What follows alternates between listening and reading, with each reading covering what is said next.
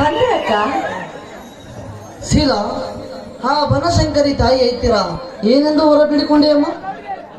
ಮವ, ಬಿಸಿಲು ಮಳೆ ಚಳಿ ಎನ್ನದೆ ಹಗಲು ರಾತ್ರಿ ಈ ಭೂಮಿ ತಾಯಿ ಮಡಿಲಲ್ಲಿ ದುಡಿತಿರುವ ಇತ್ತ ರೈತರ ಮಕ್ಕಳ ತೋಳಿನಲ್ಲಿ ಆನೆ ಶಕ್ತಿಯಂತೆ ನೀ ಬಲ ಕೊಡೆಂದು ಬೇಡ್ಕೊಂಡು ಬಂದಿದ್ದೆ. ಒಳ್ಳೆಯದಾಯ್ತು ತಕ್ಕಿ. ಹೌದು ಮೈದುನ, ರೈತರು ಕಷ್ಟಪಟ್ಟು ಬೆಳೆದ ಬೆಳೆಯನ್ನು ಅಗ್ಗದ ರೇಟಿಗೆ ತೆಗೆದುಕೊಳ್ಳುವ ದಲ್ಲಾಳಿ ಅಂಗಡಿಗೆ ನೀನು ಕಲಿಯುಗದ ವೀರ ಆಗಿ, ಕಲಿಯುಗದ ವೀರ ಮೈದಾರಿಯಾಗಿ ಹೋರಾಡಿ ಅವರಿಗೆ ತಕ್ಕ ಪಾಠ ಕಲಿಸಿ ನಮ್ಮ ತಕ್ಕ ಬೆಲೆ ಸಿಗುವಂತೆ ಮಾಡಬೇಕು ಮೈದುನ.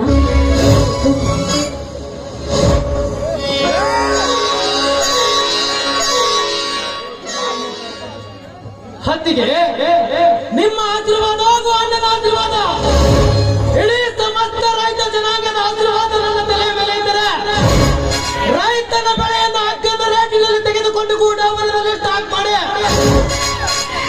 ಸರ್ಕಾರದಿಂದ ಪಾಸ್ಪೋರ್ಟ್ ತೆಗೆದುಕೊಂಡು ದುಬಾರಿ ಬೆಲೆಗೆ ಹೊರ ದೇಶಕ್ಕೆ ಮಾರಿಕೊಂಡು 4 ಅಂತಸ್ತಿನ ಅಂಬಾರಿಯಲ್ಲಿ ರಾಜಾರೋಜವಾಗಿ ಮೆರೆದಾಡುತ್ತಿರುವ ನೇತಲಲ್ಲಿ ಅಂಗಿ ಬೋಳಿಯ ಮಕ್ಕಳು.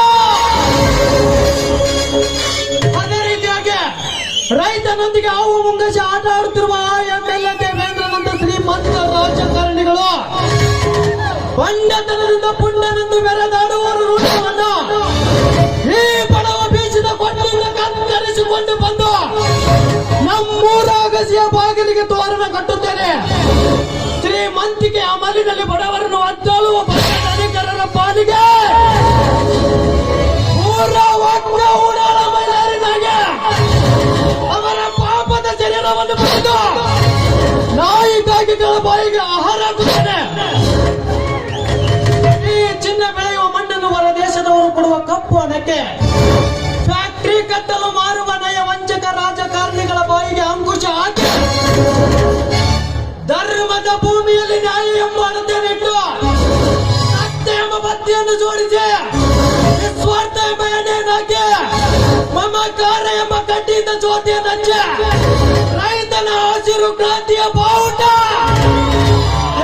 ದೇಶದ ಮೂಲೆಯಲ್ಲಿ ಬೆಳಗಿಸದಿದ್ದರೆ ನಾನು ಬೀರಲಿಂಗೇಶ್ವರನ ಮಗ ವೀರ ಮೈಲಾರಿನ ಅಲ್ಲತ್ತಿಗೆ ವೀರ ಮೈಲಾರಿನ ಅಲ್ಲ.